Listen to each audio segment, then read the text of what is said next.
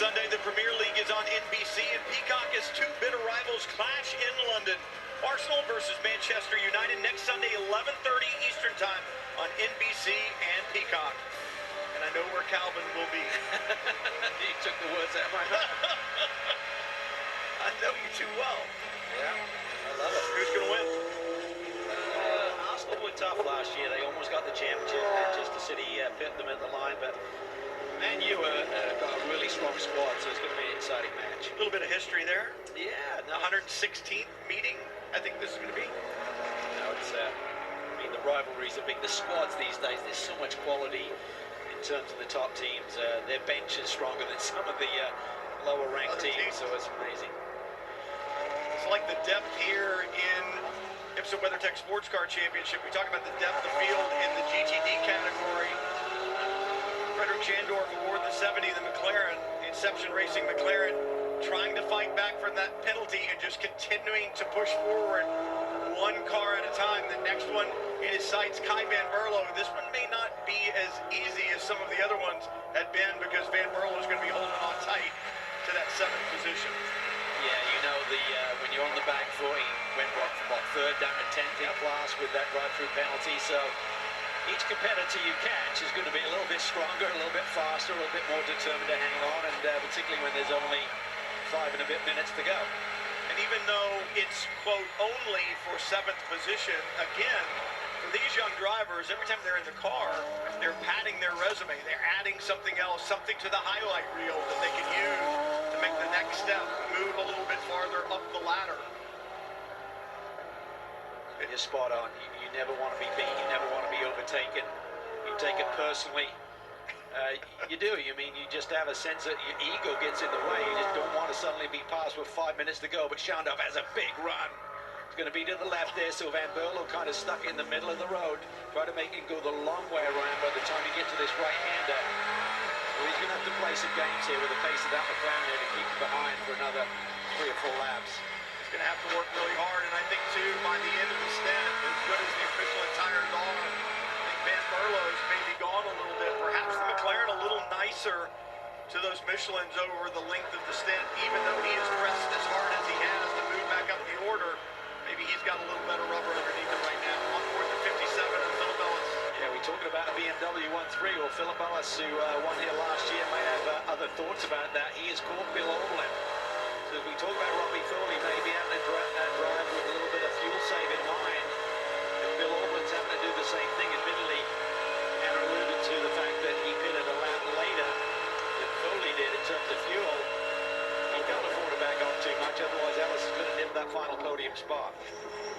I find it fascinating, the ebb and flow of these sports car races based upon the strategy and what you're doing fuel saving wise and so on and so forth. It can look like someone's got a massive lead and all of a sudden they don't. It can look like someone's out of the game, but all of a sudden they've saved enough fuel that they can turn it back on at the end and press forward. And it's why you never want to go away, because it's never over until it's over. Some drivers don't like to hear much over the radio. I'd be one of the guys I'd want to know. Okay, you want me to save fuel. What is the risk? Where is the next car? What pace is he still doing? And I'd want that information, because you don't want to suddenly say, oh, I'm going to save fuel. And then next thing you look in your rearview mirror or the rearview facing camera, and that Mercedes is right there. It's like, well, where did he come from? You told me to back it off a little bit, and now we're vulnerable for keeping this podium. But Bill's going to get his elbows out, I feel. Not really in a championship position to be a threat. So it's all about podiums and wins. But again, for a driver like Bill Oberlin, with the massive experience that he has and trying to hold on to that reputation that he has as the winningest driver in IMSA, you talk about egos that are involved. I mean, he's not egotistical. He's one of the greatest guys you'll ever run into, but he's egotistical when he gets in the race car. He doesn't want to be beaten. He has a lot of pride. Yeah, absolutely. Here we go. This is a good little battle right here. That's Kai Van Berlo again. Yeah. The Inception McLaren going at it. We knew it was going to be tough. I told you that when Jandorf gets there, Van Berlo is going to be a handful. Yeah, and he's just positioning himself on the straightaways. Where he's vulnerable at season, the McLaren is at the end of the straightaways, into 14, into turn 1, but he's making Jandorf go the long way around and then fighting him coming off the corners. Great little scrap here. Not much doing up through here. You can't really get anything done through the snake or the climbing S's, but One You lap to can go pretty at soon. 11 and 12, but it's got to be a forceful move. And how good is the McLaren in that low-speed cornering? How stable is it? Can he put it up alongside, headed into turn 12? Well, it's tough. It's tough to make the tires Oh, work no. as Van Berlo gets the tires a little bit dirty. That's not going to help his grip here. Shandov's not thinking of going underneath their apex. He's thinking about getting a good run here. Now, Van Berlo's got a problem because Shandov was on him really early. That was tight. That was long. That was really tight. And I think Shandov's going to clear him. Trying to use a little side drafting to see if he can slow him down a little bit, but there were definitely a couple of moves there. And now Shandorf returns the favor and says, you did it to me, I'm doing it to you. That's all about that little slip that we saw Van Berlo had on the exit of turn 10. Going into 11, so he was a little bit vulnerable, didn't get the clean exit. And McLaren did, and before Van Berlo could block, Shandorf had passed and got alongside. Looks like it might be raining over there. And I think race control will look at that and go, yes, the 91 block, and probably about to push the button and call the warning in, and then watch the 70 and went, okay, well, turnabout's fair play, off we go kind of thing. Oh, look at this. This is where that Mercedes is good, and he dives to the inside. Beautifully set up there by Philip Ellis. Just kept it nice and close. BMW stretches its legs down the front straightaway, but Ellis really executed a superb run through the first sector. And that is a definite opportunity when the tyres are a little bit later in life. The car in front of you just can't carve the corners quite as effectively, and he passed. Ellis, demonic on the brakes. The car looks so stable from the onboard. Not a lot of twitching, moving around there in that Mercedes, able to take the position. Bill Auberland somewhat defenseless there, couldn't do anything about it once the Mercedes was alongside. And I think for Robbie Foley's sake, maybe got enough of a gap here because Ellis is on a charge here late in the going. Back up front, Jordan Taylor down the front straightaway, 20 seconds left on the clock. It'll be about 15 seconds left on the clock as you go past the start-finish line. Last lap, final lap for the number 3. It'll be checkered flag next time by. And that lead that he had over Ben Barnicoat is now a second and a half. Barnicoat has been closing the gap a little bit.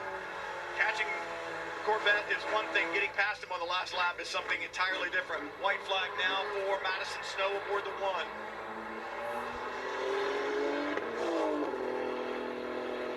They can jump out at you very, very quickly. Yeah, he's just feeling it for Jordan Taylor. Critical corner again through. Don't overcharge the entry to turn 11. Nice clean exit here. It looks like he got enough in hand. Barnicoat's going to keep him honest here. There's 3 corners to go. And for Ben Barnicoat, in the following Lexus, the number 14, he sees it and he can almost grab the Corvette that is in front of him.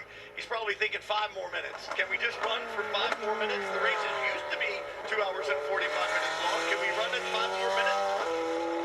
It might have been a different thing, but woulda, shoulda, coulda, and mighta, it's a different thing. It doesn't work well in racing. What has worked well in VIR is the number 3 Corvette, both from a driver's perspective and from the engineering perspective. Corvette Racing, Antonio Garcia, Jordan Taylor, the win in VIR. That's win number 2 on the 2023 season, and they'll close the gap just a little bit to the number 14 in the GTD Pro Championship. Number 1 now on the front straightaway. This is rarefied air. You said it, Calvin. 5 wins. No one has done that in GTD and IMSA competition, but Paul Miller Racing, Madison Snow, Brian Sellers have with a win here at VIR. Just superb. What a day. Wow, good stuff. Great stories. And as we look down the road, at least in GTD Pro, that championship is still open. Brian Sellers, Madison Snow doing everything they can to wrap it up in GTD. We'll wrap it up when we come back to VIR. The celebrations in the IMSA WeatherTech Sports Car Championship.